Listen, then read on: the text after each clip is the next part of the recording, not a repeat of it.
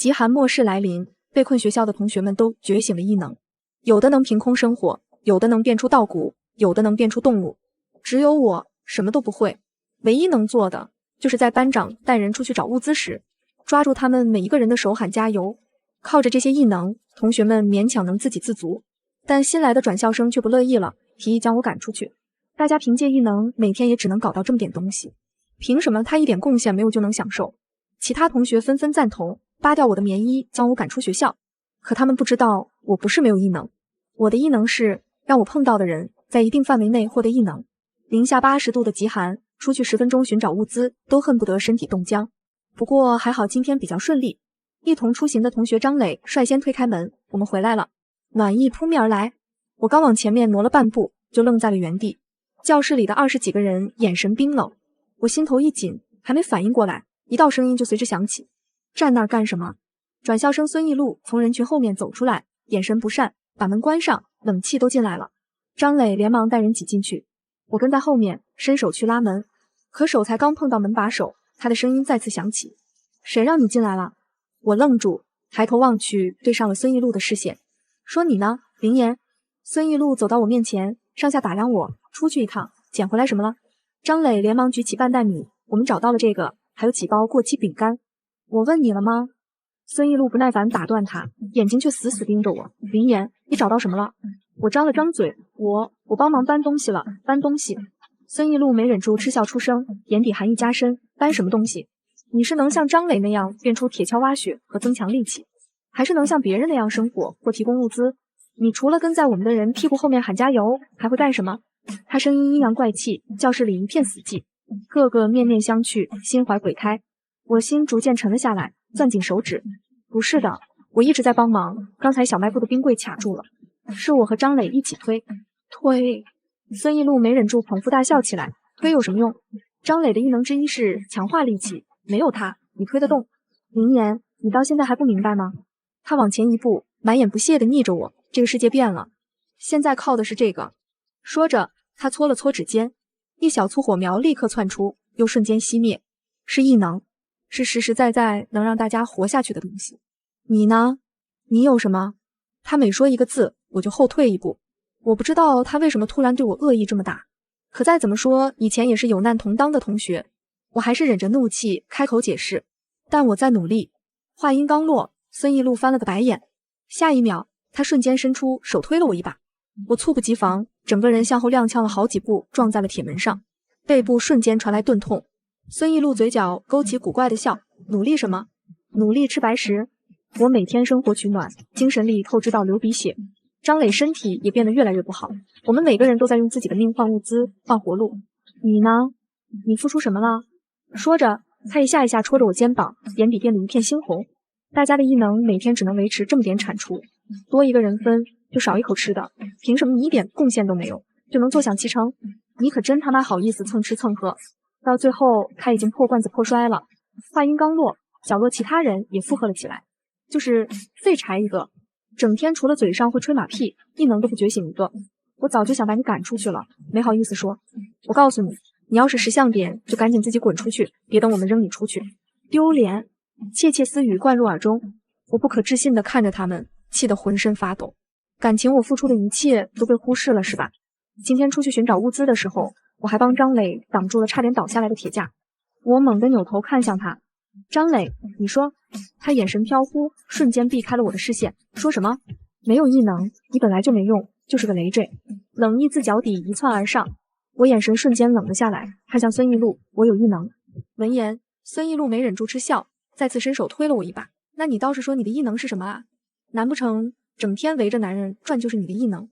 他语气讥讽，我气得额头青筋直跳，下意识就要把我的异能说出来，可下一秒想起之前有人说过的话，我浑身骤然冰冷。不行，不能说，我体内的能量特殊，若我亲口把我的异能宣告于众，它就会立刻失效。在这个恐怖的末世，我不敢用未来去赌。看我犹豫那么久，孙艺路笑得更开心了，懒得和我说话，他转身直接看向众人，投票吧，同意让林岩离开的举手。教室里安静了几秒，然后一只手举起来，接着是第二只、第三只，不到1分钟的时间，21只手都举了起来。在场一共23人，没举手的只有我，还有角落的一个女生。我抬头望去，孙艺璐扬起的嘴角也下瞥一瞬，眼底瞬间阴沉。他瞬移过去，猛地掐住他脖子。周小雨，你什么意思？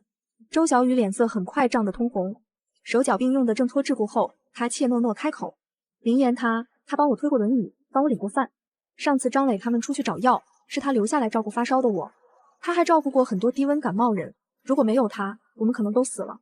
而且他也照顾过你的。他声音越来越小。众人唰的一下看过去，他手指攥紧膝盖上的毯子，继续道：他没有异能，但他在做他能做的。孙艺璐被气笑了，顶了顶后槽牙，下一秒他一脚踢向他那条残废的腿。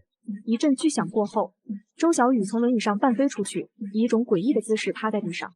众人倒吸一口凉气，我呼吸一滞，拔腿就要冲过去，可身后的张磊却立马抓住了我的手臂，将我狠狠桎梏。孙艺璐居高临下的看他，你自己就是个讨饭吃的，还他妈有脸替他说话。周小雨哪里受过这种侮辱，当即泪盈满眶。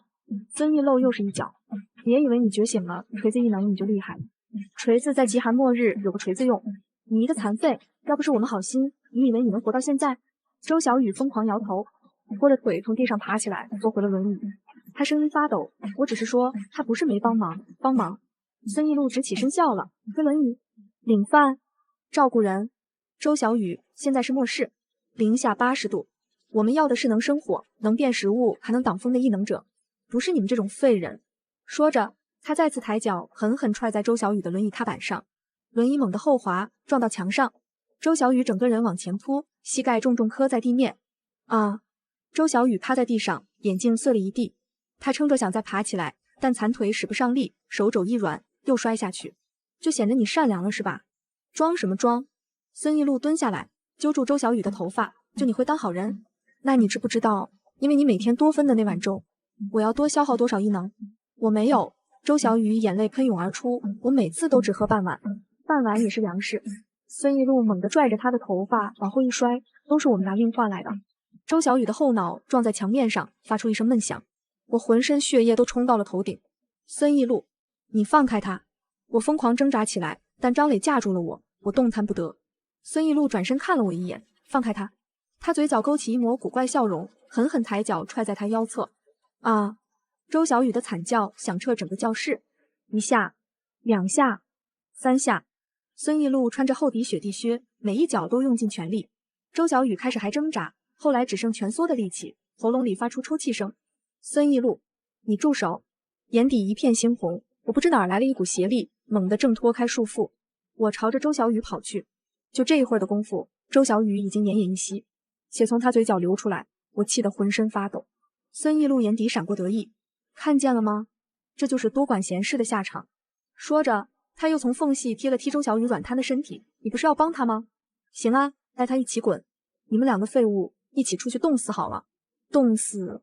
恨意自下而上疯狂冒起。我抬头看他，眼底血红一片。那你可别后悔！哈哈哈大笑。我死死咬着下唇，撕下自己棉衣的内衬，裹住周小雨头上的伤。紧接着，我把他背了起来，头也不回地走出了教室。凉意入骨，背后的周小雨轻轻抽搐了一下。我立马散发热气，周小雨这才正常了许多。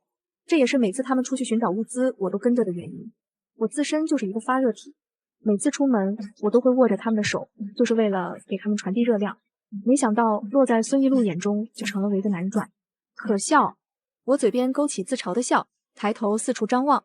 教学楼早就被封死了，所有能住人的地方都被各个小团体占据。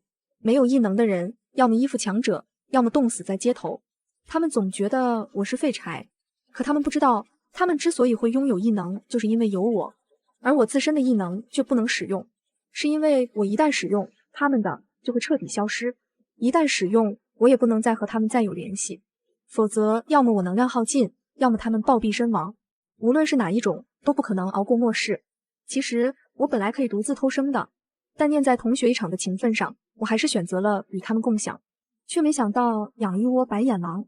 恨意股股冒起，我刚想用自己的异能构筑一个空间，身后就传来一阵惊叫：火！火怎么灭了？紧接着是其他人的慌乱喊声：好冷！孙艺璐，快把火升起来啊！孙艺露声音带上慌张：我生不出来了，异能好像失效了。我脚步一顿，回头看去，玻璃窗内已经乱成了一团，刚才还烧得正旺的火盆，此刻只剩一点微弱的红光。孙一路双手拼命摩擦，可指尖连火星都冒不出来。人在极度慌乱的情况下，就会四处乱瞟。对上我的视线时，他瞳孔骤缩。下一秒，他猛地推开教室门。林言，你做了什么？我能做什么？我没忍住嗤笑。一会儿的功夫，孙一路气得嘴歪眼斜，3两步就冲到了我面前。他死死瞪我，是不是你搞的鬼？你刚走，我就灭了。我的异能也突然失效。你敢说跟你没关系？他眼睛赤红，感觉下一秒就要打过来。我笑了。孙一路，你刚才不是说我是废物吗？废物能搞什么鬼？他被我的话噎了一下，但眼里的怀疑和怒火更盛。肯定是你，你一直嫉妒我们有异能，所以临走前动了手脚。说着，他扭头朝教室里喊：都出来，把他抓回去审。教室里的人面面相觑，犹豫着走出来，一个个冻得缩着肩膀，看向我的眼神惊疑不定。林言，如果真是你，你把异能还给异路，我们考虑一下让你回来。张磊比较心软，也点头，对，外面会冻死的。我看着他们，忽然觉得可笑。刚才举手投票赶我走的时候，他们可没想过我会冻死。我说了，跟我没关系。放屁！孙一路瞬间炸毛，指着我就尖叫。那为什么你一走火就灭？为什么偏偏是现在？他死死瞪着我，又突然看向我背着的周小雨。刚刚被我的能量治愈了一会儿，他已经恢复了些。我把他放了下来。还有他。孙一路像抓住了什么把柄似的，大喊大叫。他刚才都快死了，现在怎么没事了？林言，你是不是藏什么秘密？众人顺着他的视线看去，瞬间开始骚动。对啊，周小雨刚才流了那么多血。林言，你是不是真的有异能？你是不是一直在骗我们？他们声讨的声音越来越大。有异能竟然自己私藏，林言你也太自私了吧！亏我刚刚还可怜了你1秒钟，我呸！那么多人都斥责我。孙一路脸上露出得意的神色，他往前一步，逐渐朝我逼近。林言，我最后给你一次机会，把你知道的都说出来，把我的异能还回来，然后跪下来认错。不然，他眼神倏然一狠，我今天就让你尝尝被扒光扔在雪里的滋味。我被逗笑了，懒得和他多说废话，浪费热量能量，我转身就走。可他却不打算放过我，眼底闪过阴戾，他突然伸手拽住我的衣领，我一个踉跄，差点跌倒在雪地里。紧接着，刺啦一声过后，外套被他撕开一道口子，寒风瞬间灌进来，我浑身一激灵。孙一路，你干什么？周小雨想拦，被孙一路一把推开。滚开！残废！周小雨腿脚不便，瞬间摔在雪地里，而孙一路已经不由分说地拽住了我第2层的衣服。不是嘴硬吗？他嘴边讥讽的笑意逐渐扩大，我看看你冻成冰棍的时候，还能不能这么硬气？所有男生都上，把他衣服扒了，搜身，看他到底藏了什么。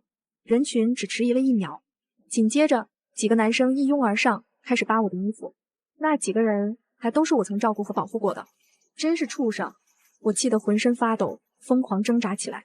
可1人难敌5人，我的反抗对他们而言和挠痒痒无异。孙一路邪笑着，你不是媚男吗？几个男生扒你衣服，其实你很爽吧？我挣扎得更猛。孙一路嗤笑一声，眼底闪过恶毒，现在知道怕了。晚了。说着，他亲手抓住我最里面那件单衣，狠狠一扯，上半身最后的遮蔽被撕开，只剩下2根布条耷拉而下。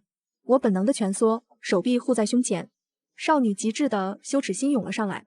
虽然大部分皮肤都裸露在外，可皮肤却开始变得发红发烫，心里也好像有什么东西控制不住的想要喷涌而出。我额头青筋暴起，别人都没有注意到我的异样。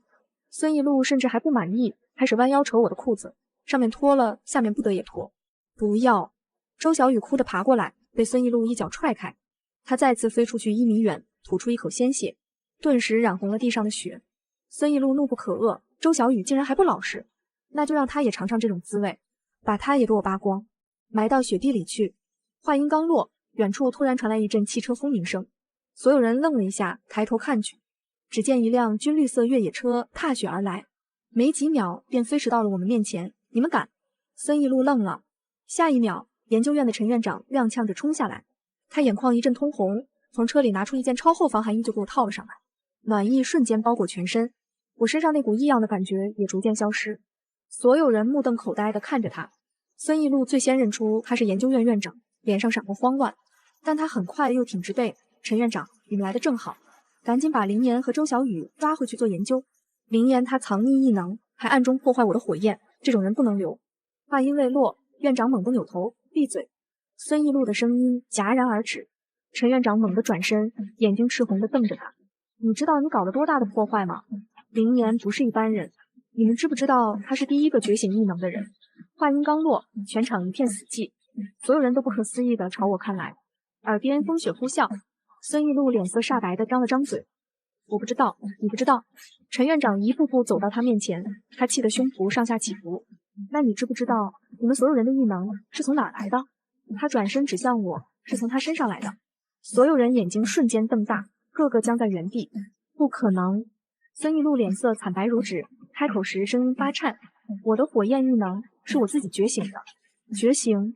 陈院长苦笑，用看傻子的眼神看他。你们真以为异能是凭空出现的？说着，他从怀里掏出一份研究报告，狠狠摔在雪地上。纸张散开，上面密密麻麻的全是数据和图表。末日降临第3天，林岩被送到研究院。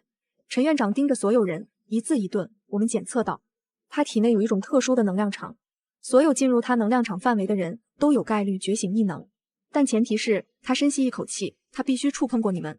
说完，孙艺路踉跄了一步，碰，触碰。对，陈院长怒气冲冲地看着他。每次你们出去找物资，他是不是都会跟你们握手？你们是有多蠢才能看不出来？那是他在用最笨的方法给你们传递能量，去使用异能。而你们呢？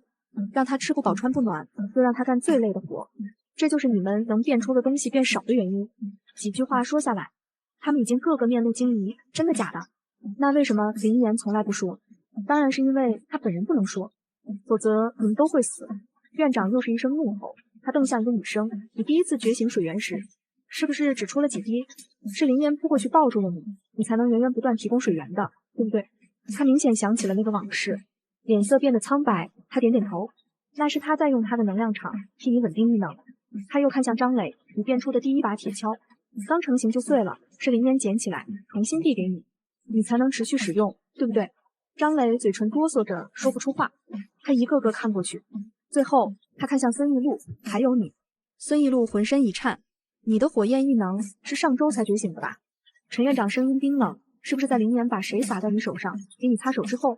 孙艺路瞳孔骤缩，我的思绪也跟着飘了回去。那天他抱怨手冷，我端了一杯温水经过，不小心洒在他手上，然后手忙脚乱地给他擦干。第2天，他指尖就冒出了火星。你们所有的异能都是他给的，他像傻子一样每天消耗自己的生命能量，维持着你们20几个人的异能稳定。而你们呢？他心疼地看着我身上被挠出的淤青，把它扒光了，扔在零下80度的雪地里，想活活冻死他。陈院长说到最后，声音已经哽咽，所有人都低下了头。院长满眼怨恨，他猛地转身，扑通一声跪在我面前。对不起，林岩，是我们研究院的错，我们不该隐瞒你的能力，也不该同意你去帮这一群畜生渡过难关。我低头看着他，又抬头看向对面那群人。孙艺路脸上的血色已经褪得一干二净，他瞳孔紧缩，嘴唇剧烈地颤抖着。不可能。他声音颤抖，这是你们的剧本，你们合起伙来骗我，到现在还不信。陈院长从地上爬起来，眼睛还红着。那你们猜，为什么在冰天雪地里站那么久，你们都没被冻死？一语点醒梦中人。其他同学纷纷倒吸一口凉气。是啊，平常出来1分钟都快被冻僵了，今天竟然没感觉。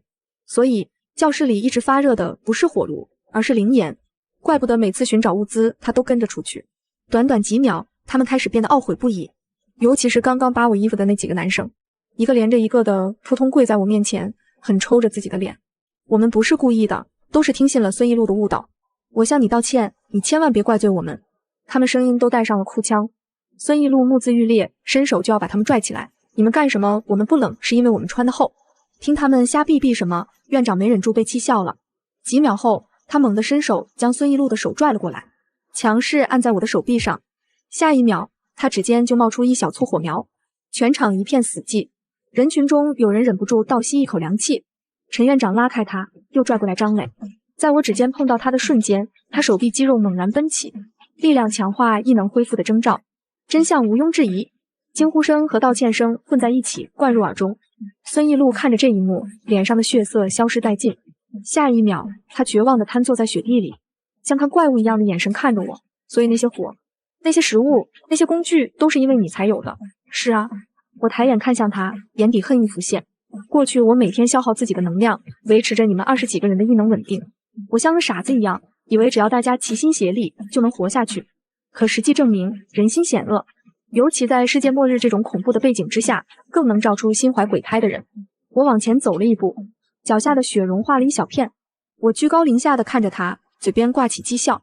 可以后不会了，而你们就等死吧。话音刚落，我扭头看向研究院院长，院长，研究院的车能用吗？毕竟周小雨腿部有伤，半米深的雪地里背着他走实在不是权宜之计，而我唯一缺少的就是瞬移异能。院长愣了一下，连忙点头，能开。好。我转身扶起还瘫坐在地上的周小雨，小雨，我们走。众人纷纷望着这边，我刚把周小雨扶起来，张磊就扑过来抓住我的裤脚，他哭得满脸是泪。对不起，我不知道，我真的不知道你拥有这么强的异能。刚刚投票也不是我的本意，你带我一起走吧，求求你，我真的不想被冻死。我以后一定忠诚于你，给你当牛做马。第一个赶上来，第二个就也拥了上来。几秒钟功夫，个个都眼带哀求。我冷笑一声，低头看着他们，这些都曾是我帮助过的人，也有人帮助过我，可他们如今早已经变成了我不认识的样子。这么想着，我一脚把他们蹬开。张磊被踹中，浑身失力的向后仰去，直直的倒在了雪地里。在雪地里抽搐了2下，他1秒之内断了气，瞬间被冻成了冰雕。也是没了我散发热量，这边会瞬间变成80度低温，周围安静一瞬，瞬间响起此起彼伏的尖叫声，死人了！现在林岩都不帮我们了，还不快赶紧跑！话音刚落，其他人迅速反应过来，疯狂朝着屋内跑去。我轻笑一声，扶着周小雨上了车。院长一边拨动方向盘，一边好奇地看向我，就这么放过他们了？我看向窗外白茫茫的天地，嘴角弯起一个弧度，不可能。越野车在雪地里开出不到500米，我让陈院长停车，就这儿吧。车窗外是教学楼后面的一片废弃操场，空旷又平整。陈院长嘴唇动了动，这么近，我点点头。再怎么说，这里也是学校，有围墙，比学校外面要更安全一些。周小雨紧紧挨着我，身体还在轻微发抖。推开车门，踩在齐膝深的雪里，我环顾四周，远处教学楼的窗户后挤满了人影，他们趴在玻璃上，死死盯着这边。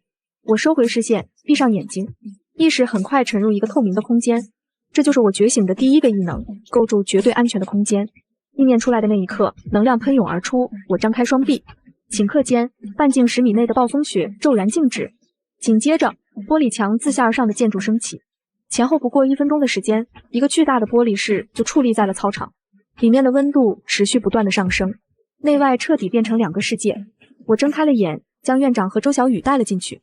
我的这个空间是有要求的，顶多不能超过10人，不过对我们3个来说也够了。里面已经升到了20多度，温暖如春，而外面呢，在我们进来的那一刻，暴风雪就下得更大，而且气温也在以恐怖的速度骤降，几分钟内就从零下80度降至零下100。远处的教学楼窗户上瞬间爬满冰霜，这是陈院长完全没想到还能控温，声音发颤。不是控温，我的空间以我为中心，半径10米，绝对领域。领域之内，我说了算。领域之外的话，我看向教学楼，轻笑一声，会因为我抽走了这片区域的热量本源而加速坠入极寒。话音未落，教学楼那边传来持续不断的尖叫，估计是有人冻死在室内了。我闭上眼睛，启动了透视异能。一副凶残凄惨的画面瞬间浮现眼前。教室内，2个体质偏弱的女生已经躺倒在地上，奄奄一息。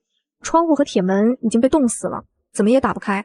在这种近乎绝望的情况下，有人开始砸门、砸东西，甚至把火炉里仅剩的一点星火都给砸灭了。结果显而易见，更冷了。失去了我的能量共鸣支撑，他们的异能本就处于崩溃边缘。现在外部气温骤降，孙艺路拼命想生火，可根本没用。手都搓破皮了也没用。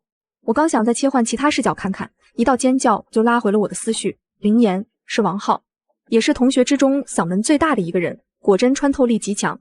我朝着那边看去，他不知怎么撬开了窗户，半个身子探出来，脸冻得青紫。我们错了，我们真的错了，你回来，没意思。我收回视线，与此同时，远处更多的哭喊声传来，林岩救救我们，我们要冻死了。各个声音绝望又凄厉。倘若是之前的我，肯定会不顾一切的去救他们。可现在，我闭上眼睛，脑海里闪过的都是刚才那一幕幕。孙艺路肆意的嘲笑，男生们扒我衣服时的邪笑，还有那21只高高举起的手。想到这里，我不由自主的攥紧了手，指甲陷进掌心，引起刺痛。周小雨轻轻握住我的手，林岩，我蓦然冷静了下来，睁开眼看他，他眼底满满的心疼，还有对外界的恐惧。林言，你不会心软要救他们吧？什么天真的想法！我轻笑一声，强势把情绪平复下来。我看向远处那栋教学楼，不救。本来我要看着他们如何在极寒中痛苦而亡的，可我没想到孙艺路竟然能找过来。为了抵抗低温，他直接裹了个被子，一步一踉跄地踩过积雪，走到我们的玻璃房后，他已经冻得嘴唇乌紫，他止不住地哆嗦着。开口时，声音带着哭腔：“林言，我错了，我真的知道错了，我不该那么对你的，求求你了，放我一马。”眼泪涌出，又瞬间冻住，他眼前甚至开始模糊。我刚才是一时糊涂，我就是太害怕了，外面那么冷，我怕物资不够，我怕大家活不下去，其实我本意不坏的。说着，他扑通一声跪在雪地里：“你原谅我好不好？我们那么多年的同学，你不能见死不救啊！”我看着他，想起15分钟前，他还站在雪地里，指着我的鼻子骂废物，想起他脸上那个得意的笑容，我嗤笑一声：“孙艺路。”他泪眼模糊地看过来：“你刚才说大家的异能每天只能变出这么点东西，凭什么他一点贡献没有就能享受？你还记得吗？”他脸色一白：“你还说没有我，你们的人能拿更多东西回来，是不是？”用他的话来对他，他眼神瞬间变得飘忽不定。我那是一时气话，是吗？我笑了笑。那投票呢？21个人举手让我滚出去，也是气话。话音刚落，他浑身瞬间僵住了，在外面跪的时间太长，动作都带着不自然。我看着他继续开口：“如果现在跪在这里的人是我，你会让我回去吗？”他张了张嘴，下意识回复：“会个屁！”我冷笑一声，嘴里没一句实话。那你就别进来了。孙艺路脸色一白，嘴唇张了张，几秒后才艰难开口：“我承认我不会，不过我那也是没办法的权宜之计。”话音未落，我轻笑一声，他的声音止住，定定地看我。其实我明白，他不但不会让我回去，还会踩在我身上，笑着看我冻死。看我这么耍他，还没有让他进去的意思。他眼底闪过一抹怨毒。所以扯了那么多，你就是不肯救，对吧？我挑了挑眉。是啊。他脸色顿时变得铁青，声音也跟着尖利起来。你就是记仇，你就是想看着我们死。我就知道你是毒蝎妇人心，还说什么不能说出自己的异能，我看你分别不想和我们共享。他越说越气，我静静看着他表演。他以为我默认了，蹭的一下从雪地里站了起来，裹紧被子，指着我的鼻子就一顿输出：“林言，你以为你有异能了不起？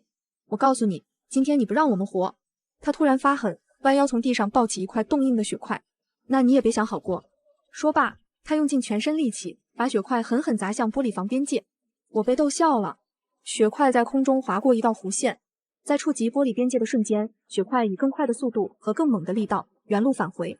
砰的一声，正中孙艺路的胸口，他整个人被砸得向后飞出去，重重摔在雪地里。噗，一口血喷出来，染红了面前的雪。他蜷缩着，捂着胸口，疼得直翻白眼。空间竟然会反弹！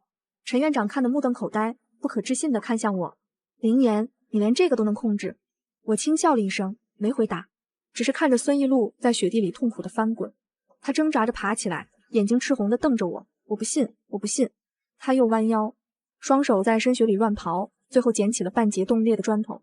他卯足了劲，再次砸过来，反弹，砖头砸在他自己膝盖上，咔嚓一声，骨头断裂声响起。看着都疼，周小雨忍不住打了一个寒战。孙艺路惨叫一声，再次跪倒在地。第3次，他捡起一根生锈的铁棍，抡圆了朝着玻璃门砸过来，嘴里喃喃着：“我就不信没有一个突破点。”巧了不是，还真没有。又是反弹，铁棍砸在他自己肩膀上，他整条右臂瞬间软软垂下，明显脱臼了。第4次、第5次，每一次攻击都被完美反弹回他自己身上。他像个疯子一样在雪地里爬起又摔倒，摔倒又爬起，浑身是血，却还在拼命捡东西砸。可气温实在是太低，最后他瘫在雪地里，动弹不得，嘴里也不断涌出血沫。啧，我摇了摇头，走到玻璃门面前，居高临下的看他：“孙艺路，你现在信了吗？”他嘴唇动了动，想说什么，却只吐出一口混着碎牙的血，然后眼睛一翻，被冻晕了过去。远处的教学楼里顿时传来压抑的哭声。我忽然觉得没意思，索性用空间异能把他隔空拖了进来，暖气瞬间笼罩了全身。几分钟后，他猛地抽搐一下，咳出几口血沫，缓缓睁开眼睛，看清自己身处的位置后，他瞳孔骤缩。我进来了。他声音嘶哑艰涩，哈哈哈，我进来了。林言，你还是心软了？你还是……话音未落，他突然从地上弹起来，朝我猛扑过来，眼底布满了红血丝。他把牙齿咬得咯咯响，把我的异能还给我，把我的火还给我，真是死性不改。我咬了咬牙，轻轻抬了下手指，意念一动，从他脚踝开始，冰层以肉眼可见的速度向上蔓延，从小腿到大腿，再到上半身，短短几秒的功夫，他就变成了一个冰雕，只露出了一个头。孙一路看着自己迅速被冰封的身体，目眦欲裂。不，放开我！林言，你放开我！他拼命挣扎起来，可他挣扎的越狠，冰层就会越厚。显然，他也很快意识到了这个问题，迅速安静了下来。他眼眶含泪的看我，放我出去，放我出去！好冷，林言，我好冷，我求求你！我没说话。周小雨却从我身后走出来，手里还捏着一把锤子。孙一路瞬间瞪大了眼睛，你想要干什么？周小雨冷笑一声，掂量着手中锤子。你不是说我变出锤子的异能没用吗？我让你看看有没有用。说罢，他眼底迸出恨意，高高举起了手上的锤子。孙一路吓得面容失色，尖叫不止。周小雨，你冷静，我们是同学啊。同学？周小雨没忍住气笑了。你踹我的时候，怎么不想我们是同学？叫别人扒我衣服，怎么不说我们是同学？锤子落下，狠狠砸在他肩膀上，砰的一声，冰层碎裂，露出里面冻得青紫的皮肉。孙一路瞬间发出一声凄厉的惨叫啊！周小雨没停，第二锤砸在他的腰侧，第三锤砸在他的大腿，一锤比一锤砸得狠。孙一路的惨叫越发凄厉，但他如今被封在冰里，也只能受着。林言，我求求你了，让他停，让他停啊！我不会再来求你们收留了，你们给我留条生路。几锤子下去，他奄奄一息。我看着他，轻笑不止。现在知道疼了？知道了。他眼泪鼻涕呼了一脸，我错了，我真的错了。你放过我，我以后再也不敢了。以后……我笑了，你觉得你还有以后吗？他瞳孔骤缩。周小雨打累了才停下来，他喘着粗气，恶狠狠地瞪着孙一路，歇会儿再打。孙一路面如死灰，活着要遭受痛苦，死又死不了。他眼睛都快哭成了核桃，这么折磨我，你还不如给我痛快，杀了我！有本事你杀了我啊！痛快！我这人最擅长帮别人实现愿望。我勾了勾唇，手指再次抬起，下一秒，一团火焰从我指尖喷涌而出，瞬间吞没了整尊冰雕。冰与火碰撞，发出刺耳的水汽蒸发声，白雾蒸腾。孙一路的惨叫声响彻整个玻璃房。很快，皮肉烧焦的臭味弥漫开来，他的头发瞬间碳化，皮肤冒出许多大大小小的油泡。他叫得撕心裂肺，到最后连声音都发不出来了。我适时的收了火焰。冰层已经融化大半，孙一路身体焦黑，用尽最后一点力气向外扑去，顷刻间摔进零下80度的雪地里。我知道他是想降温，可他自从扎进雪窝后，就再也没能站起来。我抬眼看向不远处的教学楼，窗户后的人影都僵住了，如今个个难以接受，甚至有人控制不住的干呕起来，还有人抱在一起瑟瑟发抖。至于其他没看到的几个人，应该都被冻没了。我抬起手，掌心向上，几秒钟的功夫，天空就暗了下来，乌云以肉眼可见的速度凝聚，漂浮在教学楼上空。与此同时，电光流窜，噼啪作响。教室里的人显然也察觉到了异常，个个脸上浮现惊恐的模样。我收拢五指，第一道雷瞬间劈在了教学楼顶，整栋楼剧烈震动起来，尖叫声瞬间响彻整个教学楼。接着是第二道，劈在3楼走廊的窗户，玻璃炸裂，碎片飞进室内，瞬间扎破不少人的皮肤。接下来又连着好几道雷声响起，雷电无一例外地劈向那栋楼，里面的人瞬间四处逃窜，有人从3楼掉了下去，立马摔进零下100度的雪地里，还有人裹着厚衣服试图从楼梯冲下来，但楼梯已经被劈塌，雪地湿滑，他们无一例外从缺口摔下去。那边一度乱作一团，不知过了多久，雷声终于停歇，那栋教学楼已经塌了一半，3楼彻底消失，2楼摇摇欲坠，1楼被积雪和废墟掩埋。我放下手，刚刚的雷电来得确实有点猛，我手心微微发麻。身后，周小雨轻轻拉住了我的衣角。林言，他们都死了吗？我看了看那边，一直过去了很久，也没有人再露出一个头。即便有幸存者，也在冰山雪地里活不下去了。或许这就是报应吧。自那之后，领域成了唯一可以生存的地方。我们3人在这温暖空间里过上了近乎奢侈的生活。我想要床，地面就升起一张2米大床。院长想用一小块地方开辟个研究室，我也满足了他的愿望。什么东西都可以靠着意念实现。当天晚上，我们就吃了火锅，热汤翻滚。周小雨盯着锅愣了很久，眼眶通红。我被他逗笑了，怎么有吃的还不吃呢？他嘴角一撇，眼泪瞬间涌出。我以为这辈子再也吃不到了呢。我又被逗笑了，轻拍他后背安慰着他。